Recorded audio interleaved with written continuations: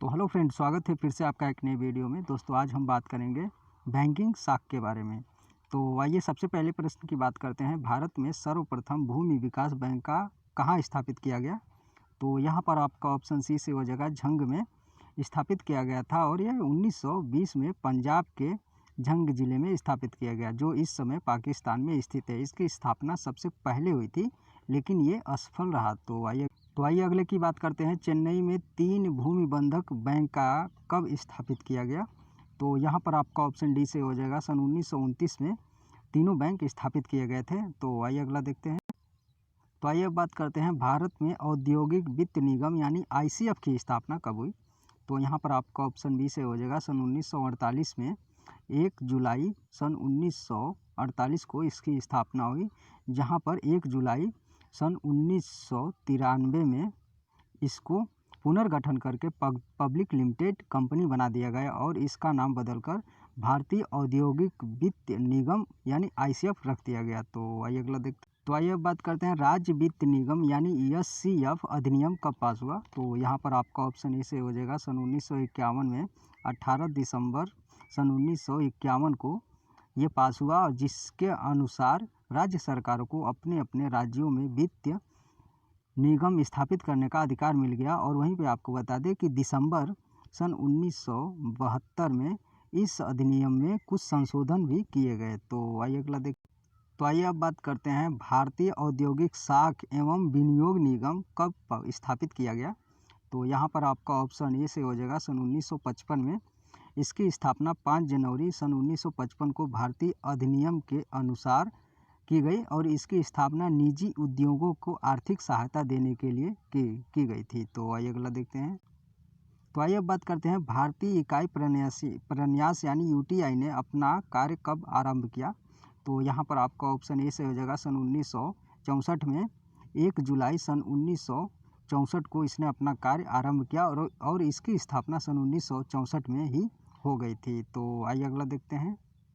तो आइए बात करते हैं, भारत में सर्वप्रथम कितने क्षेत्रीय ग्रामीण बैंक स्थापित किए गए? तो यहाँ पर आपका ऑप्शन डी से हो जाएगा, 5 और 2 अक्टूबर सन 1975 में 5 क्षेत्रीय ग्रामीण बैंक स्थापित किए गए थे और ये बैंक यूपी के मुरादाबाद, गोरखपुर, हरियाणा के भिवानी, राजस्थान के जयपुर तथा पश्चिम बंगाल के मालदा में स्थापित किया गया था। तो आइए अगला देखते हैं। तो आइए अब बात करते हैं, भारतीय स्टेट बैंक के सहयोगी बैंकों की संख्या कितनी है? तो यहाँ पर आपका ऑप्शन डी सही होगा, 7 है। वहीं पे आपको बता दें कि state bank of Bikaner, state bank of Hyderabad, state bank of Mysore, state bank of Patiala और स्टेट बैंक ऑफ सौराष्ट्र और स्टेट बैंक ऑफ ट्रावनकोर और स्टेट बैंक ऑफ इंदौर इसके सहायक हैं। तो आइए अगला देखते हैं। तो आइए अब बात करते हैं, स्टेट बैंक का मुख्यालय कहाँ स्थित है? तो यहाँ पर आपका ऑप्शन सी से हो जाएगा, मुंबई में स्थित है। मुंबई में इसकी स्थापना सन 1955 में की गई थी। इस बैंक का प्रधान कार्यालय मुंबई में स्थित है, जबकि इसके 9 स्थानीय कार्यालय मुंबई, कोलकाता, चेन्नई, नई दिल्ली, कानपुर, हैदराबाद, पटना और भोपाल में स्थित है। तो आइए अब बात करते हैं, भारत में केंद्रीय बैंक की स्थापना कब हुई?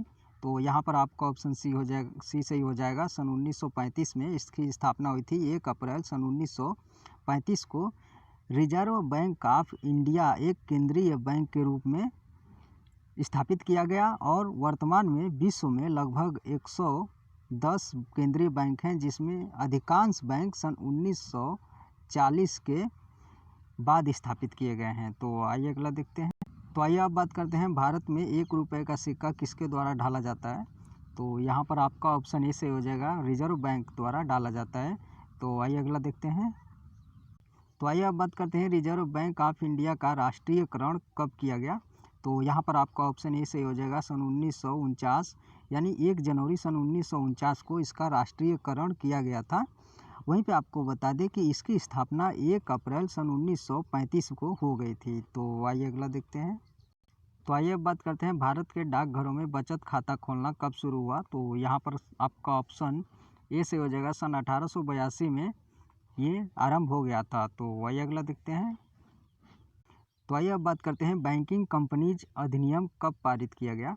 तो यहाँ पर आपका ऑप्शन डी से हो जाएगा, सन 1949 में मार्च के महीने में किया गया था, जबकि वहीं पे आपको बता दें कि 1 सितंबर सन 1965 को किए गए संशोधन के अनुसार इस कानून को बदलकर बैंकिंग नियमन अधिकार कर दिया गया। तो वही अगला देखते हैं। तो आइए अब बात करते हैं पीपल्स बैंक ऑफ इंडिया संकट का शिकार कब हुआ। तो यहाँ पर आपका ऑप्शन ए से हो जाएगा, सन 1912 में ये हुआ। तो आइए अगला देखते हैं। तो आइए अब बात करते हैं भारत में बैंकिंग विकास को कितने भागों में बांटा जाता है।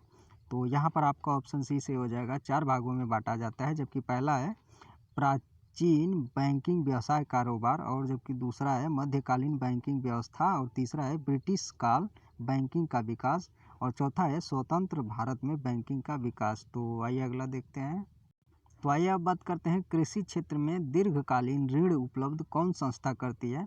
तो यहाँ पर आपका ऑप्शन ए से हो जाएगा, भूमि विकास बैंक दीर्घकालीन ऋण व्यवस्था करती है। तो दोस्तों बस इस वीडियो में इतना ही, मिलते हैं फिर नेक्स्ट वीडियो में, तब तक के लिए नमस्कार।